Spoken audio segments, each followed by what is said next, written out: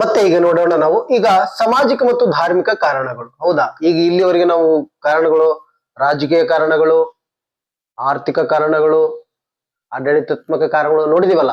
ಯಾಕಂದ್ರೆ ಈಗ ಸಾಮಾಜಿಕ ಮತ್ತು ಧಾರ್ಮಿಕ ಕಾರಣಗಳನ್ನ ನಾವು ನೋಡೋಣ. ಓಕೆನಾ? ಸೊ ಮೊದಲನೇದಾಗಿ ಭಾರತೀಯರಿಗೆ ಅವಮಾನ ಮಾಡ್ತಿದ್ರು.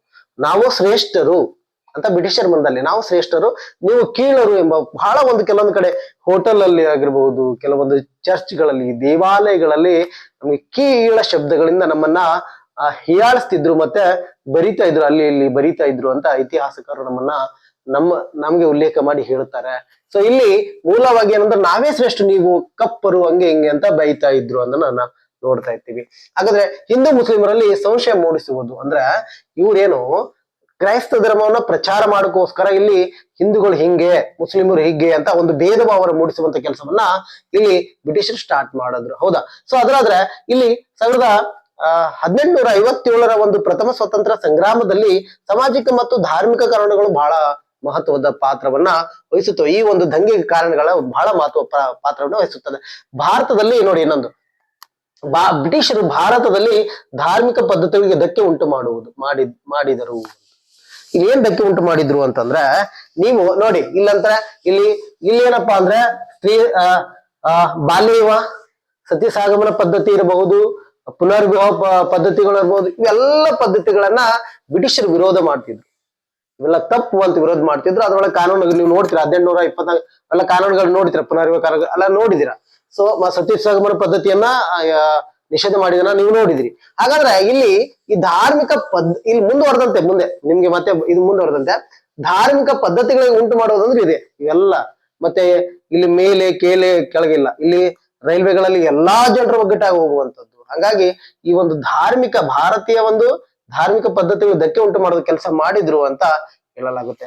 ಹಾಗಾದ್ರೆ ಮತಾಂತರ ಇವರಿಗೆಲ್ಲ ಕಷ್ಟಗಳನ್ನು ಕೊಟ್ಟಾಗ, ಓಕೆ, ಎಲ್ಲ ಮುಂದೆ ಕೆಲವೊಂದು ಕಷ್ಟಗಳು, ಈಗ ಕೈಗಾರಿಕೆಗಳೆಲ್ಲ ಆಯ್ತು, ಎಲ್ಲ ಆಯ್ತು ಅಂದ್ರೆ ಕೆಲವೊಂದು ಆಮಿಷಗಳನ್ನು ಹೂಡಿ ನೀವು ಮತಾಂತರಗೊಳ್ಳುವಂತ ನೀತಿಯನ್ನು ಸಹ ಬ್ರಿಟಿಷರು ಕೈಗೊಂಡಿದ್ರು ಅಂತ ಹೇಳಲಾಗುತ್ತೆ. ಅದ್ರ ಜೊತೆಗೆ ಶಾಲೆ ಮತ್ತು ಆಸ್ಪತ್ರೆಗಳಲ್ಲಿ ಸಹ ಕ್ರೈಸ್ತ ಧರ್ಮದ ಪ್ರಚಾರ ಅಂತ ಅಷ್ಟೇ ಅಲ್ಲದೆ ಶಾಲೆಗಳಲ್ಲಿ ಸಹ ಇವರು ಕ್ರೈಸ್ತ ಧರ್ಮಗಳ ಪ್ರಚಾರ ಮಾಡ್ತಿದ್ರು, ಮತ್ತು ಹಾಸ್ಪಿಟಲ್ಗಳಲ್ಲಿ ಸಹ ನಾವು ಕ್ರೈಸ್ತ ಧರ್ಮ ಪ್ರಚಾರವನ್ನ ಮಾಡುವುದನ್ನ ನೋಡ್ತೀವಿ. ಹಾಗಾದ್ರೆ ಮುಲ್ಲಗಳು ಮತ್ತು ಮೌಲ್ವಿಗಳ ದಂಗೆ ಎದ್ದರು. ಯಾಕಂದ್ರೆ ಇಷ್ಟು ವರ್ಷಗಳ ಕಾಲ, ಸುಮಾರು ವರ್ಷಗಳ ಕಾಲ ಆಳ್ವಿಕೆ ಮಾಡಿರುವಂತಹ ಇಸ್ಲಾಂ ಒಂದು ಧರ್ಮ ನಮ್ಮ ದೇಶದ ಮೇಲೆ ಸುಮಾರು 200 ಪ್ಲಸ್ ವರ್ಷಗಳ, ಸುಮಾರು ವರ್ಷಗಳ 12ನೇ ಶತಮಾನ ನೋಡಿ, ಎಷ್ಟು ಸುಮಾರು ವರ್ಷಗಳ ಕಾಲ ನಮ್ಮ ಮೇಲೆ ಆಳ್ವಿಕೆ ಮಾಡಿರುವಂತದ್ದು ಅಂತ ನಾವು ನೋಡ್ತೀವಿ.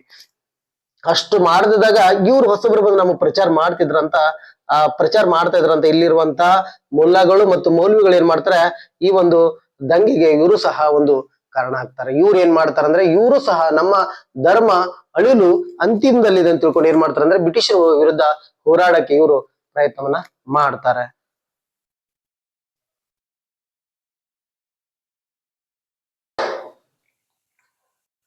ಅಷ್ಟೇ ಅಲ್ಲದೆ ಸ್ನೇಹಿತರೆ, ಈಗ ಮುಂದೆ ನಾವು ಸೈನಿಕ ಕಾರಣಗಳನ್ನ ನಾವು ಸಹ ನೋಡೋಣ. ಹಾಗಾದ್ರೆ ಇಲ್ಲಿ ಮೂಲವಾಗಿ ಭಾರತೀಯರಿಗೆ ಒಂದು ಪ್ರಥಮ ಸ್ವತಂತ್ರ ಸಂಗ್ರಾಮದಲ್ಲಿ ಸೈನಿಕರು ಎಷ್ಟು ಮಹತ್ವವನ್ನ ಹೊಂದಿದ್ದಾರೆ ಅಂತ ನಾವು ಕಾಣಬಹುದು. ಓಕೆನಾ? ಸೊ ಹಾಗಾದ್ರೆ ಇಲ್ಲಿ ಬನ್ನಿ, ಹಾಗಾದ್ರೆ ಭಾರತೀಯ ಸೈನಿಕರಿಗೆ ಬ್ರಿಟಿಷರಿಂದ ಅವಮಾನ ಆಗ್ತಿತ್ತು. ಅಂದ್ರೆ ಯಾವ ಹುದ್ದೆಯಲ್ಲಿ ಇರಬೇಕೋ ಸಾಯೋ ತನಕ ಆ ಹುದ್ದೆಯಲ್ಲೇ ಹೋಗಿ ನಿವೃತ್ತಿಯನ್ನ ಪಡಿಬೇಕು, ಆದ್ರೆ ದೊಡ್ಡ ಹುದ್ದೆ ಅವರಿಗೆ ಸಿಗ್ತಿರ್ಲಿಲ್ಲ. ಹಾಗಾಗಿ ಇನ್ನೊಂದು ಕಡೆ ನೋಡಿ ಅಂತಂದ್ರೆ, ಸೈನಿಕರಿಗೆ ಬ್ರಿಟಿಷರಿಂದ ಅವಮಾನ ಆಗ್ತಿತ್ತು. ಏನಾಗ್ತಿತ್ತು ಸ್ನೇಹಿತರೆ ಹೇಳಿ? ಅವಮಾನ ಆಗ್ತಿತ್ತು. ಏನಾಗ್ತಿತ್ತು? ಬಹಳ ಯಾವಾಗ್ಲೂ ಅವಮಾನದಿಂದ ಬಿಡ್ತಿದ್ರು ಅಂತ ನಾವು ನೋಡ್ತೀವಿ. ಅವಮಾನದಿಂದ ನೋಡ್ತಿದ್ರು, ಇದನ್ನ ನಾವು ನೋಡಲೇಬೇಕು. ಸೊ ಹಾಗಾದ್ರೆ ಇನ್ನೊಂದ್ ಕಡೆ ಏನಪ್ಪಾ ಅಂತಂದ್ರೆ, 1857ರ ಜನರಲ್ ಸರ್ವಿಸ್ ಲಿಸ್ಟ್ಮೆಂಟ್ ಆಕ್ಟ್ ನಲ್ಲಿ ಏನು ಜಾರಿಗೆ ತರ್ತಾರಲ್ಲ, ಈ ಜಾರಿ ತಂದಾಗ ಏನಾಗುತ್ತೆ ಮೂಲ ಅಂತಂದ್ರೆ, ಇದ್ರ ಆಕ್ಟ್ ಏನ್ ಹೇಳುತ್ತೆ ರೂಲ್ಸ್ ಅಂತಂದ್ರೆ, ಬ್ರಿಟಿಷರು ಯಾವ ದಿಕ್ಕಿನಲ್ಲಾದ್ರೂ ಯುದ್ಧನ ಮಾಡಬಹುದು, ಅವರು ಎಲ್ಲಾದ್ರೂ ಯುದ್ಧನ ಕಳಿಸಬಹುದು. ಓಕೆ, ಜರ್ಮನಿ ಹೋಗಿ, ಅಮೆರಿಕ ಹೋಗಿ ಹಲವಾರನ್ನ ಮಾಡಬಹುದು. ಹಾಗಾದ್ರೆ ಭಾರತೀಯರಿಗೆ ಸಪ್ತ ಸಾಗರದ ಆ ಕಡೆ ಹೋಗುವುದು ಧಾರ್ಮಿಕವಾಗಿ ತಪ್ಪು ಎಂಬ ಒಂದು ನಂಬಿಕೆ ನಮ್ಮ ಜನರಲ್ಲಿತ್ತು. ಹಾಗಾದ್ರೆ ಇವ್ರು ಏನಪ್ಪ ನಮ್ಗೆ ಈ ರೀತಿ ನೋಡ್ತಾ ಇದಾರಲ್ಲ ಅಂತ ಈ ಆಕ್ಟಿನಿಂದ ಬಹಳ ಕುಪಿತಗೊಂಡಿದ್ರು ಸೈನಿಕರು. ಇದನ್ನ ನಾವು ನೆನಪಲ್ಲಿ ಇಟ್ಕೊಳ್ಬೇಕಾಗತ್ತೆ. ಸೊ ಹಾಗಾದ್ರೆ ಇನ್ನೊಂದು, ಭಾರತೀಯ ಸೈನಿಕರ ಸಂಖ್ಯೆ ಬಹಳ ಹೆಚ್ಚಿತ್ತು ಸಹ, ಎಷ್ಟಿತ್ತು ಅಂದ್ರೆ 2,33,000 ಭಾರತ ಸೈನಿಕರಿದ್ರು. ಹಾಗಾದ್ರೆ ಒಂದೊಂದು ನಮ್ಗೆ ಅಷ್ಟೆಲ್ಲ ಆಗ ಅಲ್ಲದೆ ಇಷ್ಟು ಸೈನಿಕರು ಇದ್ರಲ್ಲ, ಹೆಚ್ಚಿತ್ತಲ್ಲ. ಇಲ್ಲಿ ಒಂದು ನವಾಬ, ಒಂದು ಔಧದ ನವಾಬನಾಗಿರುವಂತಹ ನವಾಬ ವಾಜಿದ್ ಅಲಿಗೆ ಬಹಳ ಇವನ ಒಂದು ಏನಪ್ಪಾ ಅಂದ್ರೆ ಬೈನಾಮಿ ಆಸ್ತಿ ಪ್ರಕಾರವನ್ನು ಇವನನ್ನ ಅಲ್ಲಿ ನವಾಬನಾಗಿ ಕೆಳಗಿಳಿಸಲಾಗುತ್ತೆ. ಅದನ್ನ ಆಮೇಲೆ ಹೇಳ್ತೀನಿ ನಾನು. ಇಲ್ಲಿ ನೋಡ್ರಿ ಎಷ್ಟು ಸುಮಾರು ಇಲ್ಲಿ ಸ್ನೇಹಿತರಿದ್ರು ನವಾಬಲ ಅಂದ್ರೆ ಸೈನಿಕರು ಎಷ್ಟಿದ್ರು ಅಂತಂದ್ರೆ ಸುಮಾರು 75,000 ಈ ಔಧಲ್ಲೇ ಇದ್ರು ಸೈನಿಕರು, ಬ್ರಿಟಿಷ್ ಸೈನಿಕರು ಮತ್ತು ಭಾರತೀಯ ಸೈನಿಕರು. ಹಾಗಾದ್ರೆ ಒಟ್ಟಾರೆಗೆ ಅಂದ್ರೆ 1857 ಸಮಯದಲ್ಲಿ ಸಮಯದಲ್ಲಿ ಎಷ್ಟು ಸೈನಿಕರು ಟೋಟಲ್ ಆಗಿ ಅಂತ ಬ್ರಿಟಿಷರ ಹತ್ರ ಅಂತಂದ್ರೆ ಸೈನಿಕರ ಸಂಖ್ಯೆನ ನೋಡಿ ಸ್ನೇಹಿತರ, 2,78,332. ಅಥವಾ ಇನ್ನೊಂದು ಬೇರೆ ಬೇರೆ ಟೆಕ್ಸ್ಟ್ ಬುಕ್ ಗಳಲ್ಲಿ ಬೇರೆ ವಿವರಣೆ ಆಗಿದೆ. ಸೊ 2,73,000 ಎಂದು ಹೇಳಲಾಗಿದೆ. ಓಕೆನಾ, ಹೇಳಲಾಗಿದೆ ಎಂದು ನಾವು ಮೆನ್ಷನ್ ಮಾಡ್ಕೋಬೇಕು, ಹೇಳಲಾಗಿದೆ. ಓಕೆನಾ. ಸೊ ಹಾಗಾದ್ರೆ ಇದರಲ್ಲಿ ಭಾರತೀಯ ಸೈನಿಕರು ಎಷ್ಟಿದ್ರು ಅಂತಂದ್ರೆ ಸುಮಾರು ಅಂದ್ರೆ 2,78,000 ಅಂತ ನೀವು 2,70,000 ಮಿನಿಮಮ್ ಇಟ್ಕೊಳ್ಳಿ. ಸೊ ಇಲ್ಲಿ ಹಾಗಾದ್ರೆ ಇಲ್ಲಿ ಭಾರತೀಯ ಸೈನಿಕರು ಎಷ್ಟಿದ್ರು ಅಂತಂದ್ರೆ 2,33,000 ಜನ ಭಾರತೀಯ ಸೈನಿಕರಿದ್ರು. ಅಂದ್ರೆ ಈಜಿಯಾಗಿ ನಾವು ಬ್ರಿಟಿಷನ್ನ ಸೋಲಿಸಬಹುದಿತ್ತಲ್ಲ. ಆದ್ರೆ ಇಲ್ಲಿ ಮೂಲವಾಗಿ ಇಷ್ಟೆಲ್ಲ ಸೈನಿಕರ ಈ ಎಲ್ಲ ಕಾರಣಗಳಿಂದ ಸೈನಿಕ ಸಹ 1857 ದಂಗೆಗೆ ಒಂದು ಸೈನಿಕ ಕಾರಣಗಳು ಸಹ ನಮ್ಗೆ ಬಹಳಷ್ಟು ಇಂಪಾರ್ಟೆಂಟ್ ಆಗಿವೆ. ಅಷ್ಟೇ ಅಲ್ಲ ಸ್ನೇಹಿತರೆ, ಮುಂದೆ 1857 ಪ್ರಥಮ ಸ್ವತಂತ್ರ ಸಂಗ್ರಾಮಕ್ಕೆ ಮೂಲ ಕಾರಣ ಅಂದ್ರೆ ತತ್ಕ್ಷಣ ಕಾರಣ ಏನಿದೆ ಅಲ್ಲಿಂದ್ರೆ ಕ್ಷಣವಾಗಿ ಪ್ರಾರಂಭ ಆಗಲು ಚಿಲ್ಮೆ ಕಾರಣಗಳೇನು ಅಂದ್ರೆ ಸ್ಪಾರ್ಕ್ ಆಗಲು ಆ ಒಂದು ಕದನ ಹುಟ್ಟಿಕೊಳ್ಳಲು ಕಾರಣಗಳೇನು ಅಂದ್ರೆ ತತ್ಕ್ಷಣ ಕಾರಣಗಳನ್ನ ನಾವು ನೋಡೋಣ. ಈ ತತ್ಕ್ಷಣ ಕಾರಣಗಳನ್ನ ನೋಡಿದಾಗ ಈ ಮೂಲವಾಗಿ ಏನು ಅಂತಂದ್ರೆ ಬ್ರಿಟಿಷರು ಹೊಸ ಎನ್ಫೀಲ್ಡ್ ಬಂದೂಕನ್ನ ತಂದಿದ್ರು. ಈ ಎನ್ಫೀಲ್ಡ್ ಬಂದೂಕ್ ಅಂದ್ರೆ ಏನು ಅಂತಂದ್ರೆ ಈ ಎನ್ಫೀಲ್ಡ್ ಅಂದ್ರೆ ಬ್ರಿಟಿಷರು ಆಧುನಿಕವಾಗಿರುವಂತ ಒಂದು ಗನ್ ಅನ್ನ ತಂದಿದ್ರು. ಅದಕ್ಕೆ ಬೇಸಿಗೆ ದಿನಗಳಲ್ಲಿ ಬಹಳಷ್ಟು ತಂಪಾಗಿ ಇರಬೇಕೆಂದು ಆ ಬಂದೂಕುಗಳಿಗೆ ಆ ಹಂದಿ ಮತ್ತು ದನದ ಹಸುವಿನ ಒಂದು ಚರ್ಮದ ಮಾಂಸವನ್ನ ಕಟ್ತಿದ್ರು. ಯಾಕಂದ್ರೆ ಅದು ಬಿಸಿಲಲ್ಲಿ ಸ್ಫೋಟ ಆಗಬಾರ್ದು. ಓಕೆ, ಸೊ ಆ ರೀತಿ ಹೀಟ್ ಆರೆ ಒಂದು ಕಾರಣದಿಂದ ಈ ಬಂದೂಕು ಬಹಳ ಈ ಒಂದು 1857 ದಂಗೆಯಲ್ಲಿ ಬಹಳ ಪ್ರಾಮುಖ್ಯ ಪಾತ್ರವನ್ನು ವಹಿಸುತ್ತದೆ. ಯಾಕೆ ಅಂತಂದ್ರೆ ಈ ದನದ ಕೊಬ್ಬನ್ನ ಒರೆಸಿರುವಂತಹ ಹಿಂದೂಗಳಿಗೆ ಪವಿತ್ರವಾಗಿರುವುದು ಹಸು. ಓಕೆ, ಹಂದಿ ಅಂತಂದೀವಿ. ಹಂದಿ ಬಹಳ ಮುಸಲ್ಮಾನ್ ಒಂದು ಜನರಿಗೆ ಅಂದ್ರೆ ಆ ಸೈನಿಕರಿಗೆ ಆ ಜನರಿಗೆ ಏನಪ್ಪಾ ಅಂದ್ರೆ ಹಂದಿ ಏನಪ್ಪಾ ಅಂದ್ರೆ ಅದಕ್ಕೆ ಅವರು ಇದು ಮಾಡಲ್ಲ, ನೆಗ್ಲೆಕ್ಟ್ ಪ್ರಾಣಿ ಅದು. ಹಾಗೆ ಅದು ಮುಟ್ಟೋದಿಲ್ಲ. ಹಾಗಾಗಿ ಇಲ್ಲಿ ಮುಸಲ್ಮಾನರು ಮತ್ತು ಹಿಂದೂಗಳು ಬಹಳ ಈ ಒಂದು ಎಡಗೈ ಆಗ್ಬಿಡ್ತಾರೆ. ಏನಂತ ಹೇಳ್ತಾರೆ ಅಂದ್ರೆ ನೋಡಪ್ಪ ಇದು ತಗೊಳ್ಳಿ, ಇದು ಬಾಯಿಯಿಂದ ತೆಗಿಬೇಕು, ಬಾಯಿಯಿಂದ ತೆಗೆದು ಪೈರನ್ನ ಮಾಡ್ಬೇಕು, ಅದನ್ನ ತೆಗೆದು ಆಮೇಲೆ ಪೈರನ್ನ ಮಾಡುವಂತ ಕೆಲಸವನ್ನು ಮಾಡ್ಬೇಕಂದಾಗ ಇಲ್ಲಿ ಆ ಹಿಂದೂಗಳು ಮತ್ತು ಮುಸಲ್ಮಾನರಿಗೆ ಏನಾಗುತ್ತೆ ಅಂತಂದ್ರೆ ಮೂಲವಾಗಿ ಪ್ರಾಬ್ಲಮ್ ಸ್ಟಾರ್ಟ್ ಆಗುತ್ತೆ. ಅಯ್ಯೋ ನಾವು ಬೇಡ ಅಂತ ಎಷ್ಟೋ ಜನ ನಿರಾಕರಿಸ್ತಾರೆ, ವಲ್ಲ ಅಂತ ಅಲ್ಲಿ ರಾಜೀನಾಮೆ ಕೊಟ್ಟು ಹೋಗ್ತಾರೆ. ಕೆಲವರಿಗೆ ಗಲ್ಲು ಶಿಕ್ಷಣ ಆಗ್ಬಿಡುತ್ತೆ. ಹಾಗಾದ್ರೆ ಇದಕ್ಕೆ ಮೂಲ ಕಾರಣಗಳು ನಿಮ್ಗೆ ಗೊತ್ತಾಗ್ಬಿಡುತ್ತಲ್ಲ. ಸೊ ಇದಕ್ಕೆ ಬಹಳ ಸೈನಿಕರು ಭಾರತೀಯರಿಂದ ಇದು ನಿರಾಕರಣೆಗಳಿಗೆ ಒಳಪಡುತ್ತೆ. ಅದನ್ನ ನಾವು ತಲೆಗಿಟ್ಕೋಬೇಕು. ಹಾಗಾದ್ರೆ ಕ್ರಾಂತಿಕಾರಿ ಉಗಮ ಇದು ಸ್ಟಾರ್ಟ್ ಆಗ್ಬಿಡುತ್ತೆ ಈಗ. ಅಂದ್ರೆ ಇಲ್ಲಿ 1857 ಮಾರ್ಚ್ 19ಕ್ಕೆ ಏನಾಗುತ್ತೆ ಅಂದ್ರೆ ಬರಹಂಪುರದ ಒಂದು 19ನೇ ಪದಾತಿ ದಳವು ಅಂದ್ರೆ ಸೈನಿಕರು ಅಲ್ಲೇನಪ್ಪಾ ಅಂದ್ರೆ ಇವರು ನಿರಾಕರಿಸ್ತಾರೆ. ಬರಹಂಪುರದಲ್ಲಿ ನಿರಾಕರಿಸಿದಾಗ ಅದಕ್ಕೆ ಬಾಳಬಳ ಹೆಸರಿಂದ ಕರೆಯಲಾಗುತ್ತೆ. ಹಾಗಾದ್ರೆ ಅಷ್ಟೇ ಅಲ್ಲದೆ ಇವ್ರು ನಿರಾಕರಿಸ್ತಾರೆ. ಅದಾಗ್ಲಿ ನೆಕ್ಸ್ಟ್ ಪಾಯಿಂಟ್ ಏನ್ ಬರುತ್ತೆ ಅಂದ್ರೆ 34ನೇ ಪದ್ಧತಿ ದಳವು ಸಹ ನಿರಾಕರಿಸಿತು. ಇದರ ಒತ್ತಾಯದಿಂದ ಏನಾಗುತ್ತೆ ಅಂದ್ರೆ ಬಹಳ ಮನನೊಂದಿರುವಂತಹ ಮಂಗಲ್ ಪಾಂಡೆ ಏನ್ ಮಾಡ್ತಾನಂತಂದ್ರೆ ಏನಪ್ಪಾ ಇವ್ರದ್ದು ಎಲ್ಲ ಈ ಮಂಗಲ್ ಪಾಂಡೆ ವೀರ ಸೇನಾನಿ. ಓಕೆ, ಸೊ ಅವನಿಗೆ ಬಹಳ ರಕ್ತ ಕುದಿತಾ ಇರುತ್ತೆ. ಏನಪ್ಪಾ ನಮ್ಮ ಮೇಲೆ ಈ ರೀತಿ ಮಾಡ್ತಾರೆ. ಬಹಳ ರೋಷದಿಂದ ಏನ್ ಮಾಡ್ತಾನೆ ಅಂದ್ರೆ ಬ್ರಿಟಿಷ್ ಅಧಿಕಾರಿಯವರಂತ ಸರ್ಜೆಂಟನನ್ನ ಕೊಂದು ಹಾಕಿದನು. ಹಾಗಾಗಿ ಮಂಗಲ್ ಪಾಂಡೆ ಏನಪ್ಪಾ ಅಂದ್ರೆ ಏಪ್ರಿಲ್ 8, 1857 ಮಂಗಲ್ ಪಾಂಡೆಗೆ ಒಂದು ವೀರ ಮರಣ ಅಂದ್ರೆ ಗಲ್ಲು ಶಿಕ್ಷೆನ ಹಾಕಲಾಗುತ್ತೆ, ಇರಿಸಲಾಯಿತು. ಯಾರಿಗೆ? ಮಂಗಲ್ ಪಾಂಡೆಗೆ. ಇಷ್ಟೆಲ್ಲ ತಕ್ಷಣ ಕಾರಣಗಳಾದ್ರೂ ಸಹ ಪ್ರತಿಯೊಂದನ ಪಾಯಿಂಟ್ ಅನ್ನು ನಾವು 1 by 1 ಹೋಗ್ಬೇಕಾಗುತ್ತೆ. ಅಂತಂದ್ರೆ ಎಕ್ಸಾಮ್ ದೃಷ್ಟಿಯಿಂದ ಯಾವ ರೀತಿ ಕೇಳಲಾಗುತ್ತೆ ಎಂಬ ಪ್ರಶ್ನೆಗಳನ್ನ ಅದು ನಾವು ನೋಡ್ಬೇಕಾಗುತ್ತೆ.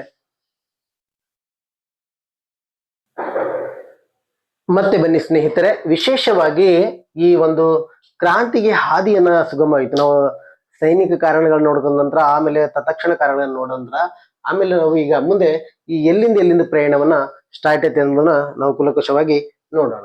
ಓಕೆ, ಸೊ 1857 ಮೇ 10ರಂದು ಇಲ್ಲಿ ಮೀರತ್ ನಲ್ಲಿ ಏನಾಗುತ್ತೆ ಅಂತಂದ್ರೆ ಇಲ್ಲಿ 3ನೇ ಕುದುರೆ ಪಡೆಗಳು ಸೇರಿಸಿ, ಓಕೆ, ಕಾಲ್ದಳಗಳು ಇರ್ಬೋದು, ಕುದುರೆ ದಳಗಳು ಎಲ್ಲನೂ ಸೇರಿಸಿ ಸುಮಾರು 90 ಜನರಿಗೆ ಸೈನಿಕರಿಗೆ ಏನ್ ಮಾಡ್ತಾರೆ ಸರ್, 90 ಸೈನಿಕರು ಏನ್ ಮಾಡ್ತಾರೆ, ಎಲ್ಫೀಲ್ಡ್ ಅನ್ನ ಬಳಸಬೇಕು ನೀವು ಅಂತ ಹೇಳಿದಾಗ ಇಲ್ಲಿ ಸುಮಾರು 85 ಜನ ಏನ್ ಮಾಡ್ತಾರೆ ಅಂದ್ರೆ ನಿರಾಕರಿಸ್ತಾರೆ.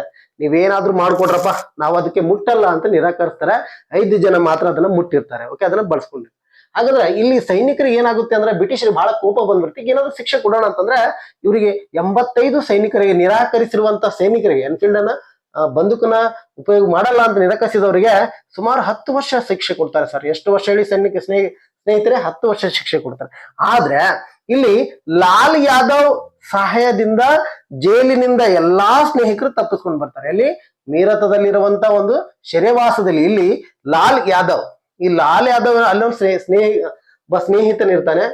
ಆ ಯಾರಂದ್ರೆ ಇಲ್ಲೊಬ್ಬ ಸ್ನೇಹಿತನವನು ಈ ಸೈನಿಕಲ್ಲಿ. ಓಕೆ, ಲಾಲ್ ಯಾದವ್ ಏನೊಬ್ಬ ಆ ಬ್ರಿಟಿಷರ ಸೈನ್ಯದಲ್ಲಿ ವರ್ಕ್ ಮಾಡುವಂತ ಒಬ್ಬ ಸೈನಿಕ. ಸೊ ಹಾಗಾಗಿ ಆ ಲಾಲ್ ಯಾದವ್ ಸಹಾಯದಿಂದ ಇಲ್ಲಿ ಮೀರತ್ನಲ್ಲಿರುವಂತ ಒಂದು ಜೈಲಿಂದ ಸೆರೆಮನೆಯಿಂದ ತಪ್ಪಿಸ್ಕೊಂಡು ಬರ್ತಾರೆ. ಹಾಗಾದ್ರೆ ಇವರು ನೇರವಾಗಿ ಎಲ್ಲವನ್ನ ಮಾಡ್ಕೋತ ಮುಂದ್ಗಡೆ ಹೋದ ನಂತರ ಮುಂದೆ ಬಹಳ ಜನ ಅಲ್ಲಿರುವಂತ ಈ ಜೈಲಿನಲ್ಲಿರುವಂತ ಎಲ್ಲಾ ಸೈನಿಕರನ್ನ ಬಿಡಿಸ್ಕೊತಾರೆ. ಅವ್ರು ಇಲ್ಲಿ 85 ಜನ ಅಂತ ಎಲ್ಲವನ್ನ ಬಿಡಿಸ್ಕೊಂಡು ದಂಗೆಯನ್ನ ಎದ್ದು ಮುಂದೆ ಹೋಗ್ಬಿಡ್ತಾರೆ. ಬನ್ನಿ ಹೋಗೋಣ.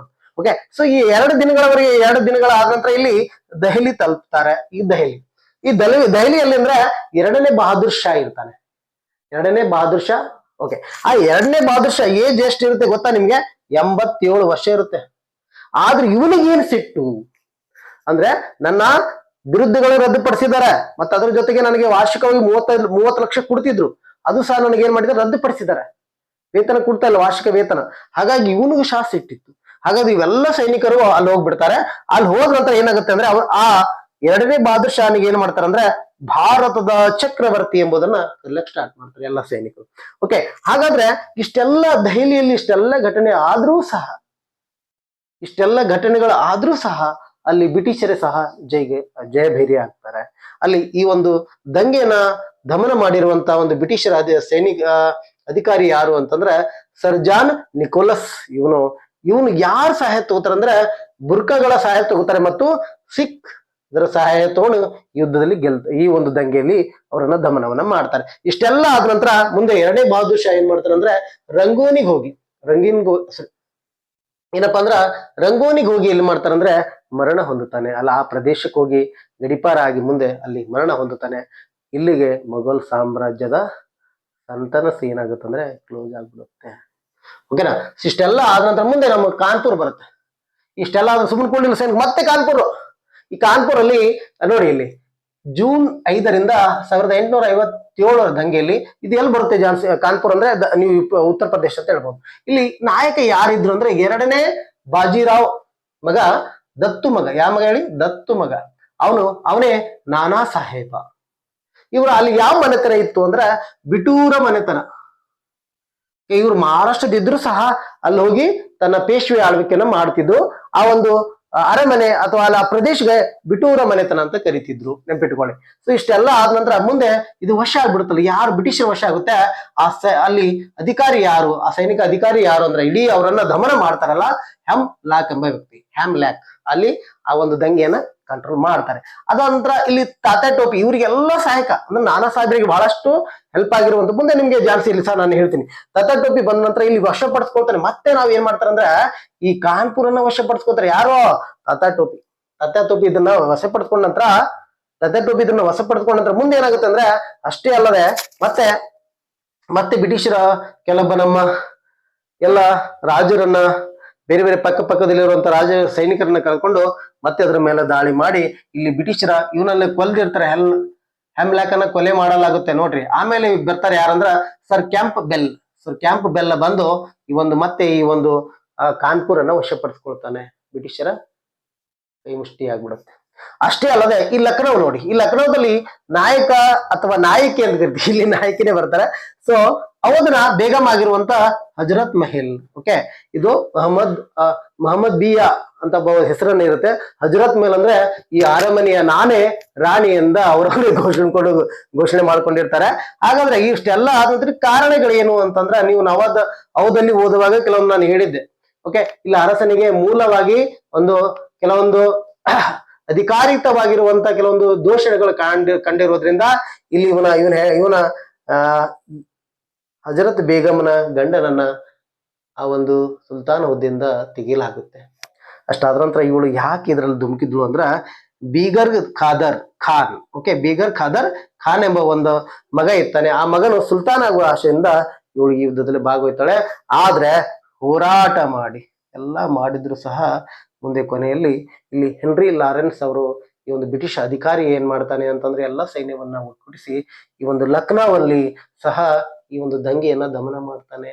ಇಷ್ಟೆಲ್ಲ ಆದ ನಂತರ ಸುಮಾರು ಮತ್ತೆ ಮುಂದುವರೆದಂತೆ ಬಹಳ ಇತಿಹಾಸಕಾರಿಕವಾಗಿರುವಂತ ಘಟನೆಗಳನ್ನ ನಾವು ನೋಡ್ತಾ ಇರ್ತೀವಿ.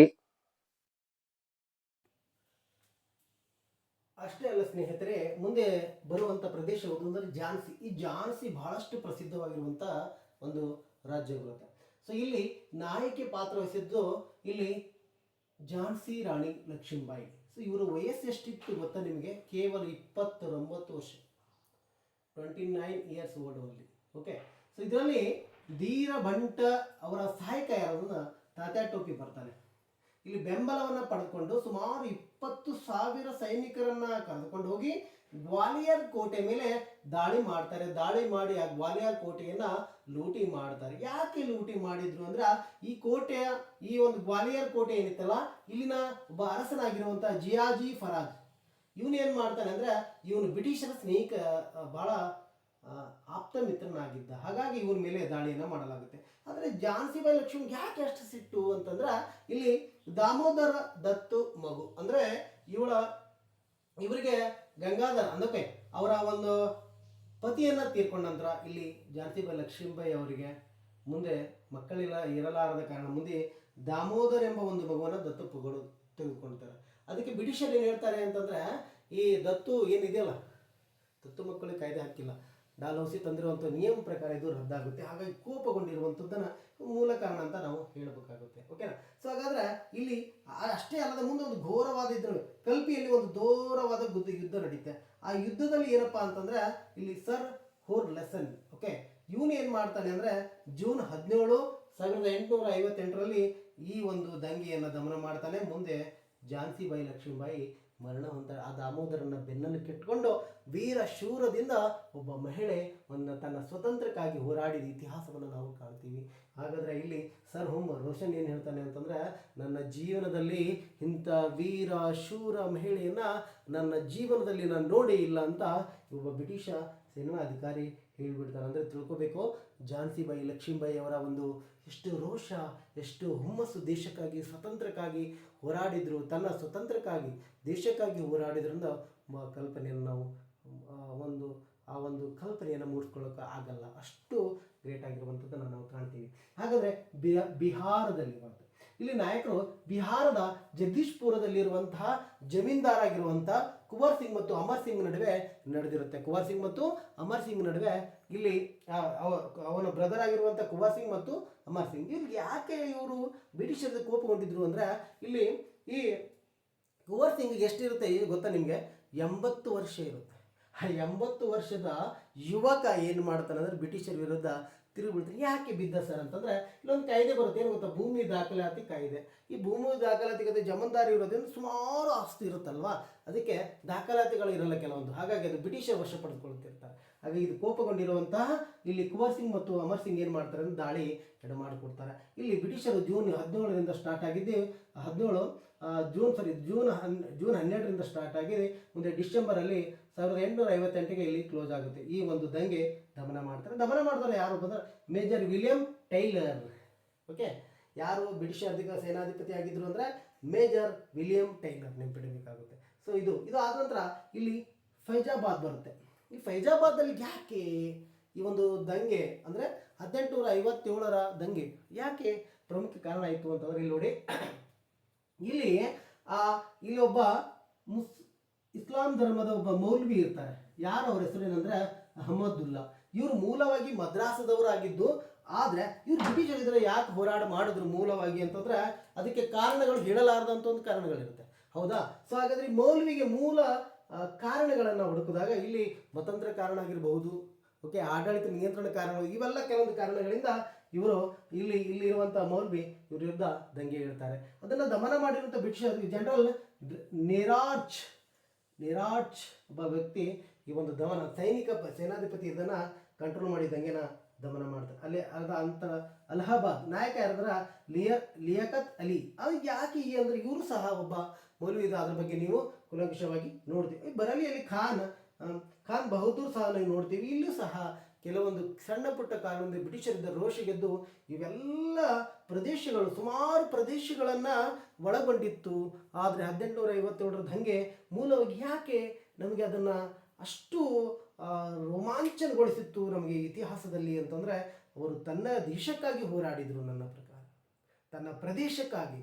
ಬ್ರಿಟಿಷರ ದಬ್ಬಾಳಿಕೆ, ಬ್ರಿಟಿಷರ ಕಾಯ್ದೆಗಳು, ಕಾನೂನುಗಳು ಅವರಿಗೆ ಉಸಿರುಗಟ್ಟದಂಗಾಗಿತ್ತು. ಹಾಗಾಗಿ ಇವೆಲ್ಲ ಶೂರ ವೀರರು ತನ್ನ ಸ್ವತಂತ್ರಕ್ಕಾಗಿ ಹೋರಾಡಿದರೆ ವಿನಃ ತನ್ನ ಸ್ವಯಂ ವ್ಯಕ್ತಿತ್ವಕ್ಕಲ್ಲ. ಹಾಗಾಗಿ ಎಷ್ಟೋ ಸೈನಿಕರು ಮರಣ ಹೊಂದುತ್ತಾರೆ, ಎಷ್ಟೋ ಸೈನ್ಯದ ಸೋಲ್ಜರ್ಸ್ಗಳು ತನ್ನ ಮರಣ ಹೊಂದಿರ್ತಾರೆ, ಎಷ್ಟೋ ರಾಜ್ಯಗಳು ಮುಂದೆ ಬ್ರಿಟಿಷರ ಕೈವಶ ಆಗುತ್ತೆ. ಇಷ್ಟೆಲ್ಲ ಇದ್ದರೂ ಸಹ ಬ್ರಿಟಿಷರಿಗೆ ಇನ್ನು ಭಾಳ ವಿಷಯಗಳಲ್ಲಿ ಮುಂದುವರೆದಂತೆ ನಾವು ನೋಡ್ತಾ ಇರ್ತೀವಿ. ಹೌದಲ್ಲ ಸ್ನೇಹಿತರೆ? ಇಷ್ಟೆಲ್ಲ ಆದ ನಂತರ ಇಲ್ಲಿ ವಿಫಲ ಆಗಲಿಕ್ಕೆ ಕಾರಣಗಳೇನು?